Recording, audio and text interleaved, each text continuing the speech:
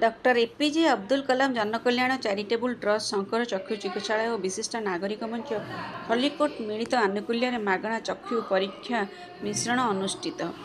सोमवार दिन शंकर चक्षु चिकित्सालय समरझुल वरिष्ठ नागरिक मंच खलिकोट एवं एपीजे अब्दुल कलाम जनकल्याण चैरिटेबल ट्रस्ट मिलित आनुकूल्य एक मागणा परल चक्षु परीक्षा शिविर आयोजन करा उक्त शिविर में मोट 30 जन आखिरे परीक्षा करा 5 जन को शंकर चक्षु चिकित्सालय समरझुल को निगला परल ऑपरेशन पाई प्रति मासर प्रथम सोमवार दिन यह शिविर आयोजन करा मेडिकल तरफ चित्रसेन गौड़ कैंप मैनेजर चांदिनी भारती जोग देइथिले।